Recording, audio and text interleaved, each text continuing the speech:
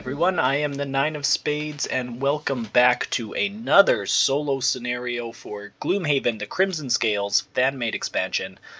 Today's solo character that I am going to try and do their solo scenario with is the Spirit Caller. The Spirit Caller is a class that has unique summons called Spirits. Each spirit does something different. They can't be attacked or affected by conditions or abilities from enemies. They're basically ghosts. They do need to show up in an empty space, but they can occupy spaces that other characters occupy. Some of them can pull characters into their space, things like that. I have tried to do this scenario once, and I failed miserably, so I swapped out a card that wasn't very useful. It's good in regular scenarios. I've just found that the add target is not very useful in this scenario, and it's loss, so I wanted to cut that. I was finding myself a little short on spirits, so I added a spirit card back in that I had previously removed from my hand of 10. And the reason why I did that is because the special rules, there are enemy spirits in this scenario. They act on initiative 50 each turn. They can only target me, and my spirits are the only things that can damage them. So I need some extra spirits in my hand. The first time I went through, I kind of found that every other turn I was missing a spirit that I wanted to put down to start attacking these things, and then when I got into the second room, there were two very strong spirits that just beat me up rather quickly. So we're going to try a bit of a different approach this time. The A tokens represent angry spirits. Each angry spirit has 6 hit points, performs move 3, attack 1 on their turns. So for this first turn, I am going to summon a Mantle of Darkness, which whenever you end your turn on this spirit, you are considered invisible for the round. I'm not sure why it says you are considered invisible and not you gain invisible, but regardless, I'm going to go fast with dim defense and try and go before the shaman does. I do think he has a pretty quick attack in there, one that might immobilize me. So I'm going to try to spawn the Mantle of Darkness and then step on it so I am invisible. Then the Mantle of Darkness will go and just do a quick attack on one of the spirits, which is the only way we can damage it. So let's get started. Open up our interfaces, start the round. So the Vermling Shaman does go first. Move, attack -1, disarm. Well, that's actually not that bad, because it's not going to move. It's going to disarm me, but I'm not planning on attacking on my turn anyway. I mean, the attack sucks, so it's an attack at 2. 1 damage, that's fine. And that's the end of the shaman's turn. I guess I am also disarmed. My turn. So I will summon my Mantle of Darkness, which creates dark and gets me an experience. This is now active. And then I will step onto said Mantle of Darkness, become invisible, and lose the disarm. Then my Mantle of Darkness goes, moves 1, attack 2 on this angry spirit. Add target, nothing adjacent, so it doesn't add anything. -2. Phenomenal. Just great start. Takes damage. Alright, that's my turn. I'm invisible, so the angry spirits have nothing to focus on. They do not move. That's the end of the round. Now, I want to be able to step onto that to go invisible again. I can also heal myself while I do that, which isn't terrible. So a little move heal, and then something else to attack them. Can pull.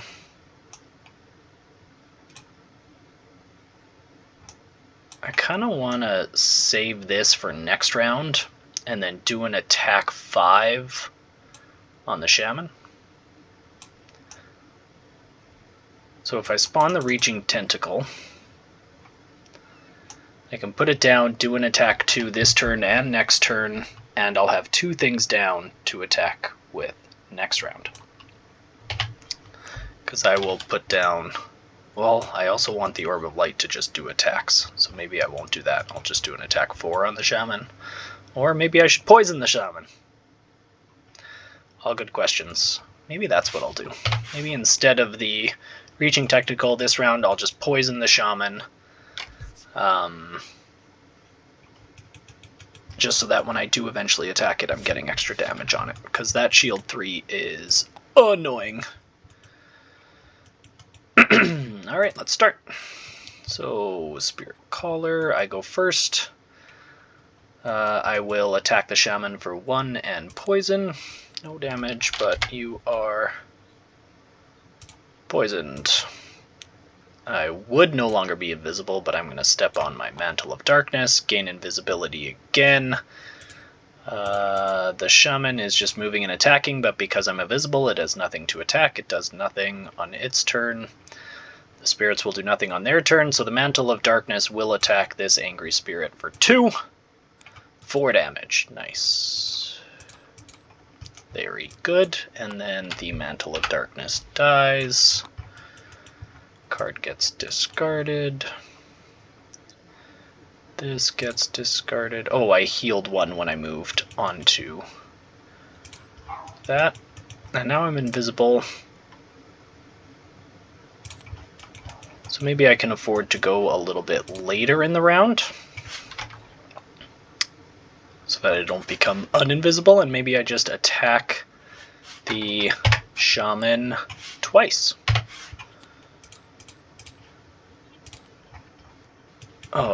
Would have been good to do that when dark was up, but that's okay. No big deal. So we're going to attack the Shaman twice this round. We're going to go late. Hopefully nothing has the chance to do anything. And we'll see how it goes.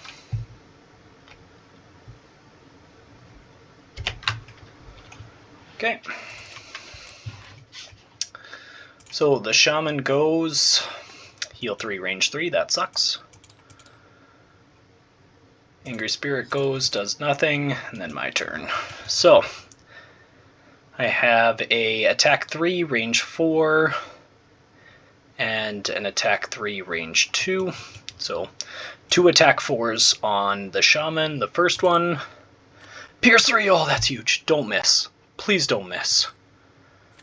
+0. So Pierce 3, attack 4, brings him down to 1, and second attack, dead. Great, great, great, great. Alright, so that is those. Now we want to start doing some attacks on the other spirits.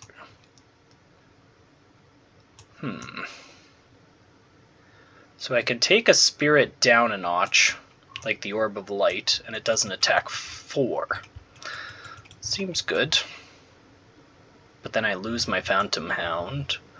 Well, that's okay, because I can only play one of these over the next, well, 2 of them over the next 2 turns anyway, so 1 big attack and a couple smaller attacks.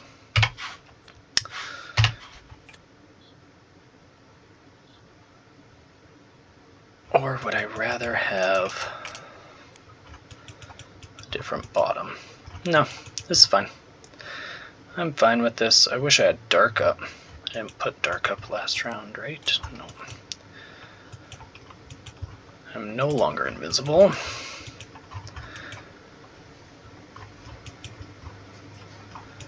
So we are going to attack.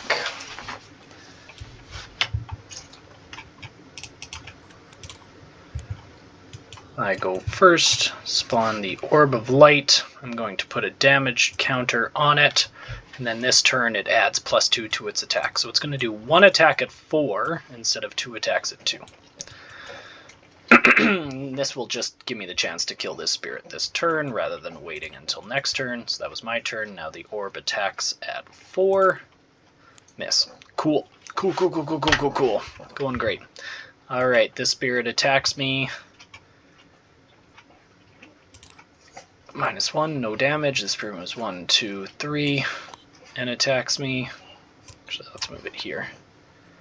At 1, no damage.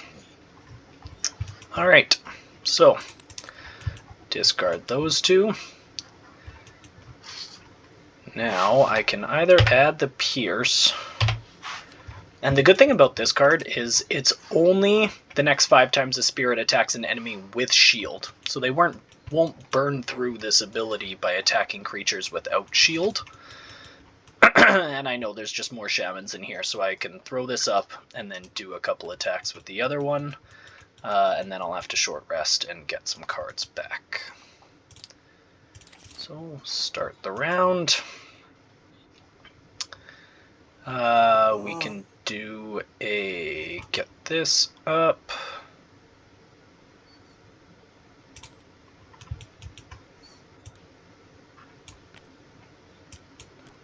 When I summoned the Orb of Light last round, I did not create air or gain an experience. So now we're going to pull a tentacle, creates air, gains an experience, spawn the tentacle right here.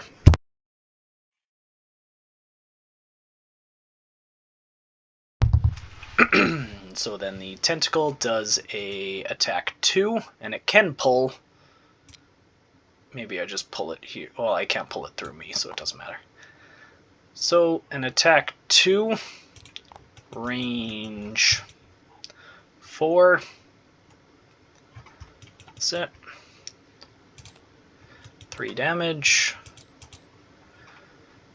Sounds good.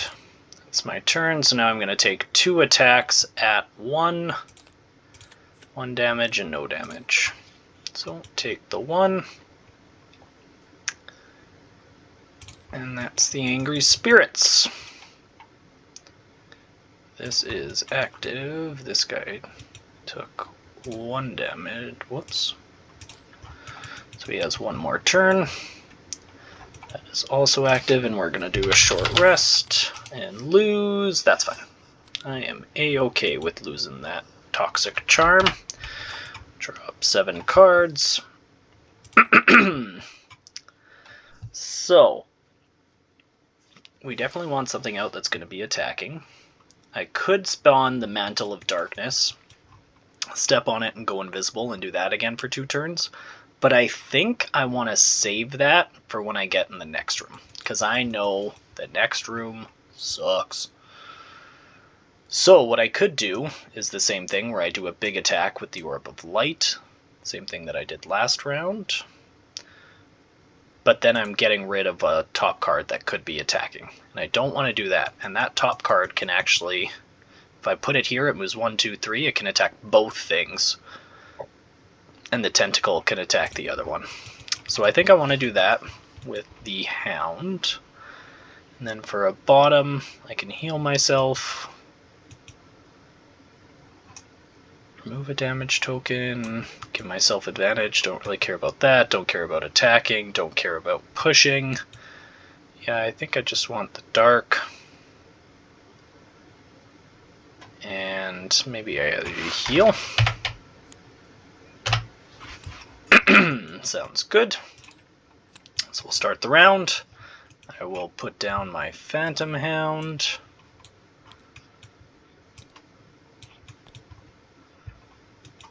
I will move up closer to the door and heal 1. And then this tentacle goes. I'm going to get it to attack this Angry Spirit. And the reason why that one has to go first, I can't see if the Hound does damage or it kills this one, is because they act in the order that they were summoned. So tentacle first, then Hound. Right, I get an XP and create Dark. For the Hound, the Hound's going to come down this turn anyway. This is discarded after the move. The Reaching Tentacle will also come down this turn, so they're both going to be gone. But Reaching Tentacle attacks first. I'm going to attack this Angry Spirit. 2 damage. Then the Hound moves 1, 2, 3. Stops here, but each spirit that it moved into takes an attack 2. So starting with this one. +1, down to 1 health. And this one, +1, kills it. So, you die, you die, you die. You move up to me and do an attack 1. 1 damage. Alright, so that is that.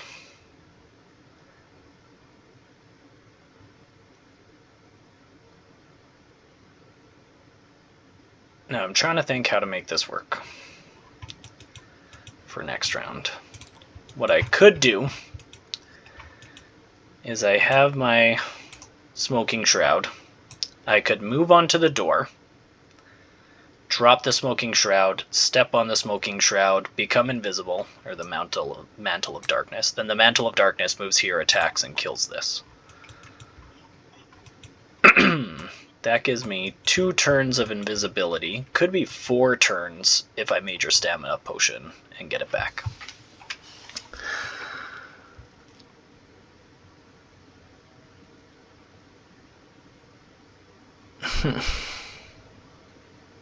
I don't really see a better option. I could also drop the Orb of Light on the following turn and get them to start attacking the guys in the next room that do a bunch of damage. The one downside is this guy only moves 1. So if I'm invisible, they're not moving. He's standing here. He only moves 1. He's not attacking anything next turn. Whereas this orb, the Orb of Light moves 3, which is a big move. This guy moves 2, but that's a loss.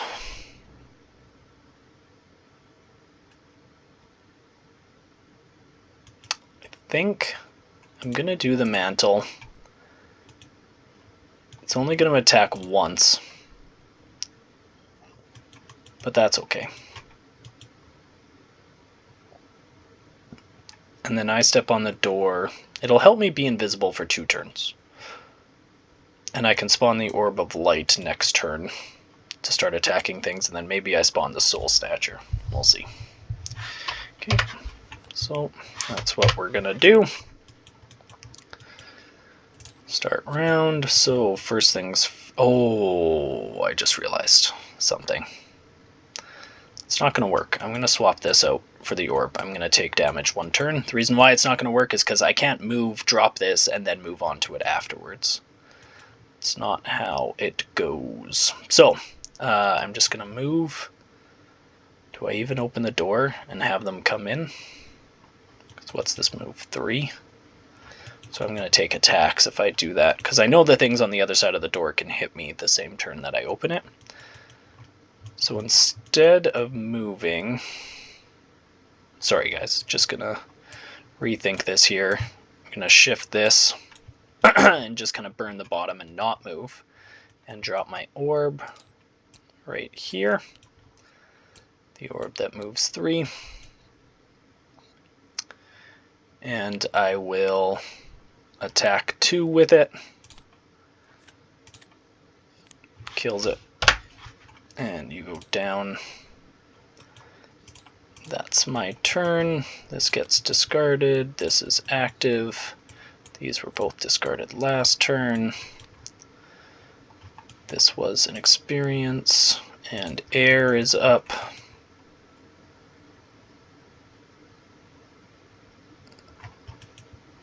And that's the end of the turn.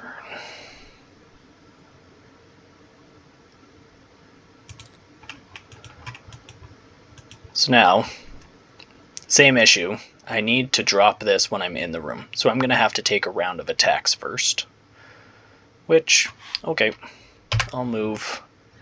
I'll drop the Soul Snatcher because I really want to kill these things fast. And then I'll drop the Mantle of Darkness the following turn, so I'm invisible while these things are attacking in there. Alright, so start round. I open the door. And it says to read 73C. 73C says special rules. The tokens represent bile spirits. Each spirit has 4 hit points and performs a move to attack 2, range 2 with poison action on their turns. And that will suck. So we'll draw a card for the spirit caller. I'm not sure how to throw them up there, but we'll just remember that they have a turn. The Vermling Shaman is moving and healing. That's great. Because I am going... So that was move 1. What do I have? Move... Maybe I don't drop this guy yet. If the damage he's going to do is just going to get thwarted, maybe I just move... Consume the air to get shield 1.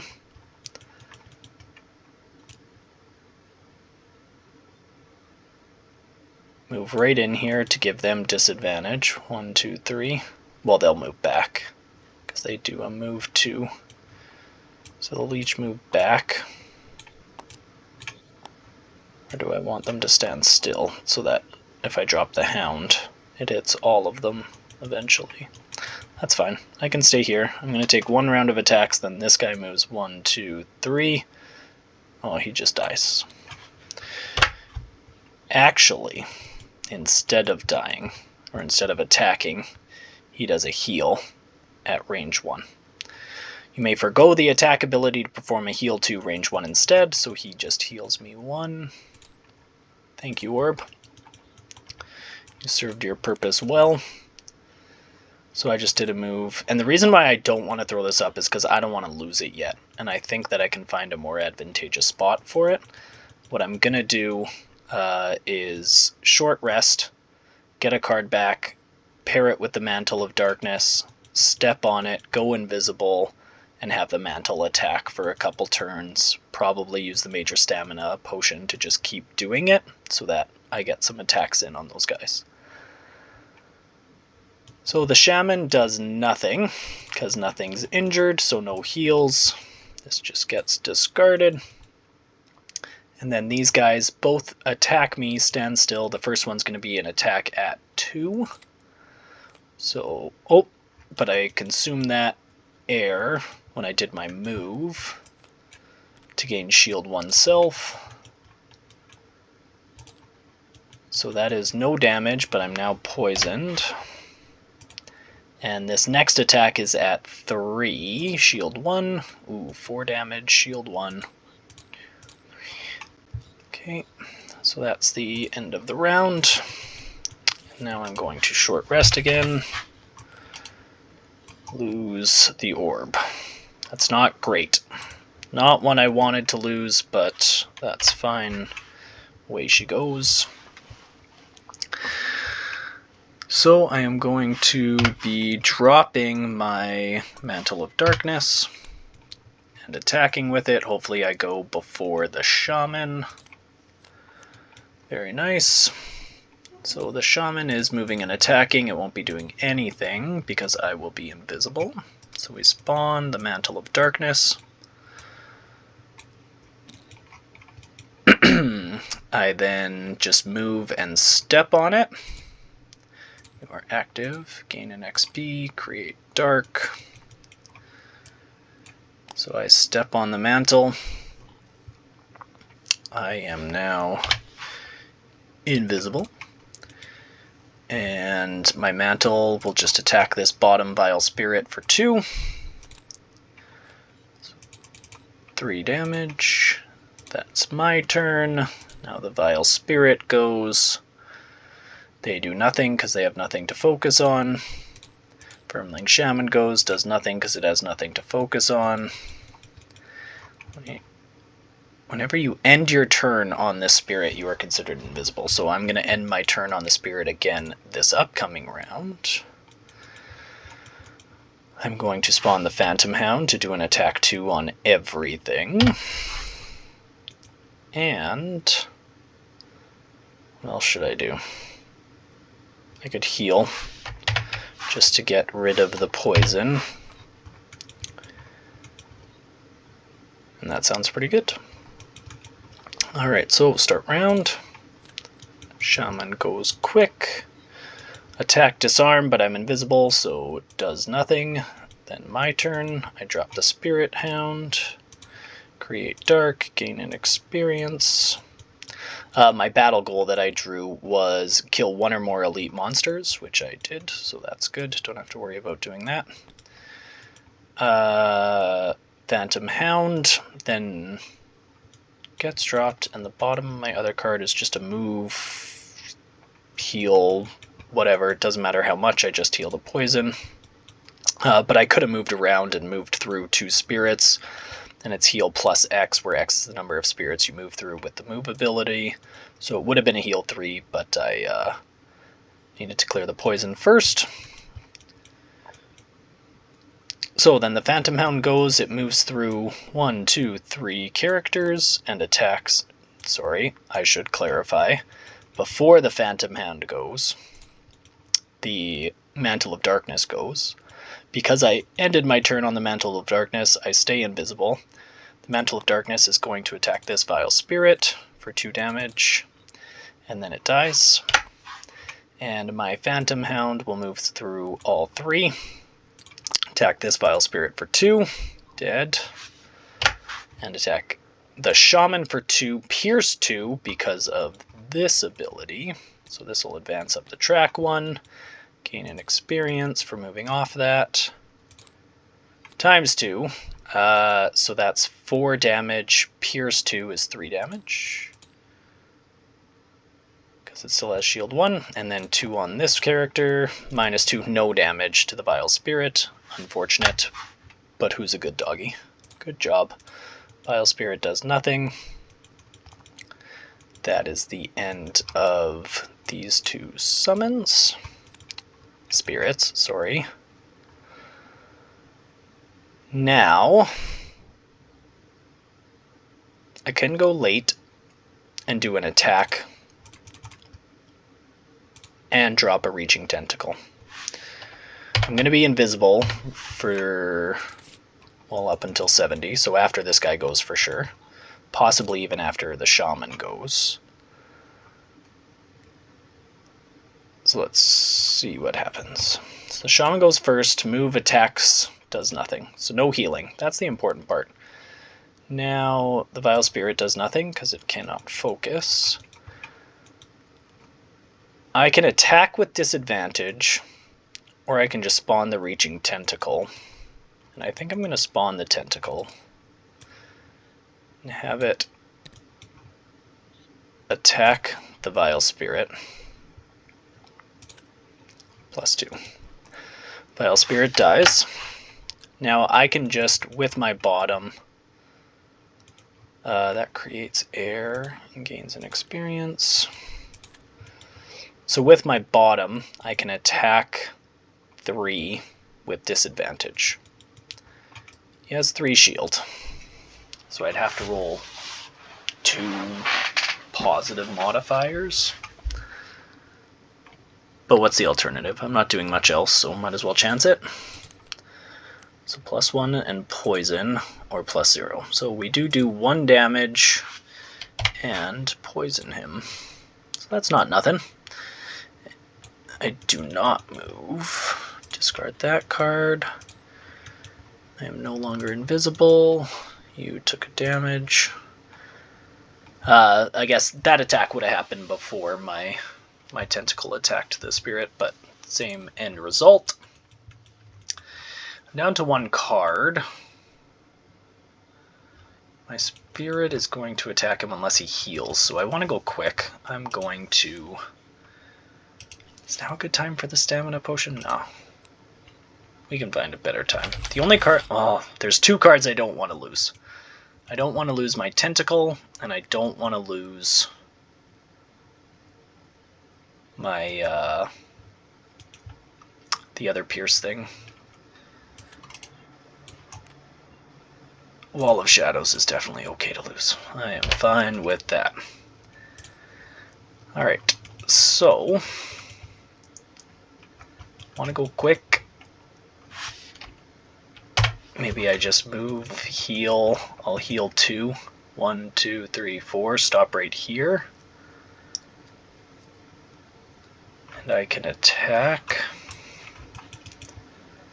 with my other card, just in case the tentacle doesn't do it. And then we'll prepare to bust down the door and drop some spirits. Alright, going well so far. So I am up first. I will move 1, 2, 3, 4 and stop right here. Moved through 1 spirit, so we heal 2.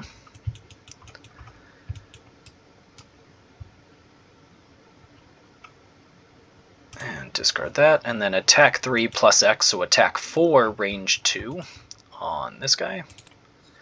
Yeah, he's really dead. And then my tentacle does nothing and dies as well. So that's my turn. The shaman would have healed, so good thing we didn't let it get there. This gets discarded, and that's the end of the round. So now this turn we want to move through the door and drop a spirit, and we want to save this spirit for the following turn. So I think we're going to move through, drop the Soul Snatcher, then play the One-Eyed Terror. Well, if we're just moving with this card, we want the faster one for next turn, right? Speed isn't really as relevant this turn. So we're going to do that, and then this. And then next turn we'll drop the Mantle of Darkness and step on it so that we go invisible, depending on what's in the room. I have not seen this room yet. I died in this room previously, so let's see what's in the room. Start round, and we'll open the door. So move 1. Ooh, there's only one thing in here. Reveal 73D. You push through into the final room, and there she is, slowly rising from her ancient tomb. The haunted ghoul speaks in faint, wavering tones. You have done well, but I am not ready to pass on just yet. She fires a charge of energy from deep within her that flies just above your head. The battle is on. The C token represents the haunted ghoul spirit. The haunted ghoul spirit has 10 hit points, shield 1, and performs attack 3, range 4 on its turn. Alright, I have some questions. What initiative does it go at? Enemy spirits. Okay, so it is a spirit, so it operates at 50. Has 10 hit points, which also means that I can't target it with attacks. Only my spirits can. Okay, I get it. That's fine. We planned for this. So I moved in with the One-Eyed Terror, the bottom of it. I will spawn the Soul Snatcher, gain 2 experience. I'm feeling pretty good about finishing this. It has Pierce 2. It has an additional Pierce 2 because of this card down here. So you're active, you get discarded. I actually think I'm going to bring you back with my stamina potion, so that next turn I can just do big attacks. I'm not worried about being invisible anymore. Her attacks are attack 3 at range 4, so she's going to do a ranged attack. So it doesn't really matter if I move closer or further away. Actually, she doesn't move, so if I move beside her, she doesn't move, so going to be at disadvantage, which is great. So this guy goes... Oh, he's at range 3, so I'm actually going to drop him behind me so that he's not at disadvantage. Whenever the spirit kills an enemy, perform Bless, but it is going to curse. It doesn't say she's immune to anything, so add a curse to their deck. And attack 2, Pierce 4. So 2 damage. This advances, creating air.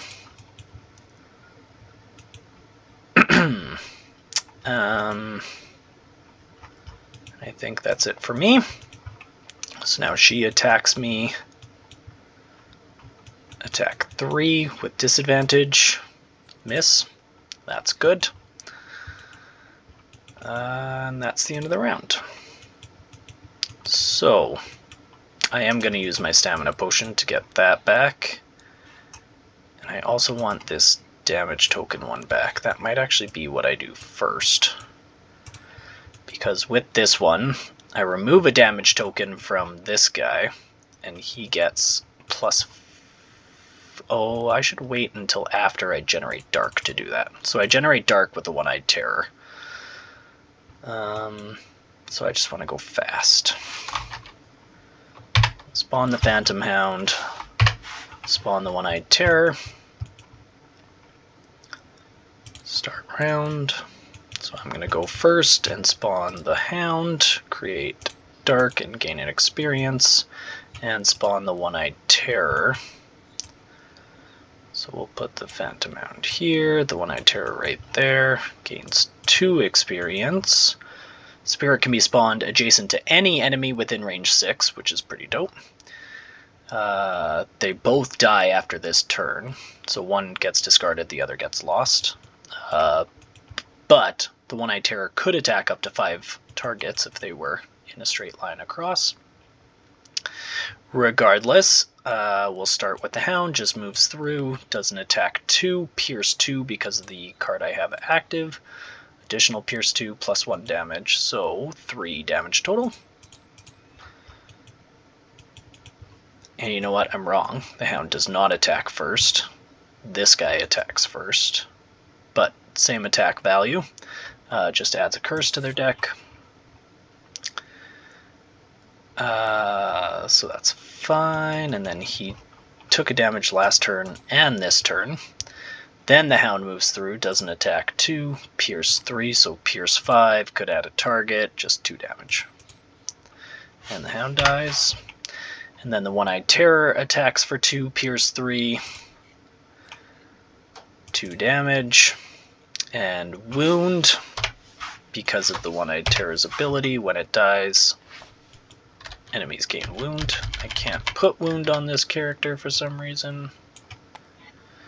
Alright, well, One-Eyed Terror dies. We lose this card, discard this card, and this dies on their turn. That's it. You strike the Haunted Ghoul, and the last of her energy leaves her. She crumbles to the ground, fading as she does so into nothing, or nearly nothing. A small potion lies on the floor, all that is left of the ghoul and her power. You pick it up and place it in your satchel. You are the one true spirit caller now. Gain Spirit Libation, item 41. So let's see what that is. Spoiler alert, if you don't want to know what it is, look away now. Spirit Libation is a potion. During your turn, remove 1 damage token from 1 spirit. This spirit may immediately take a turn without receiving a damage token. That's pretty dope. That gives a spirit an extra 2 turns. I dig it. That's sweet. Cool, I got my battle goal, so we'll be sure to mark that down. I did not progress towards my personal quest at all. I did not collect any coins, but I did get, how much? 14 XP. That's huge. That's a big amount of XP. I'll take it. So, that's it. That's the Spirit Caller solo scenario. Actually pretty easy once I shifted in the Mantle of Darkness card. That is a key card, especially in that second room, to avoid taking all that damage from those spirits. Thank you so much for joining me in this video. I hope you enjoyed it. I hope it was entertaining. That's all for me. See you in the next video.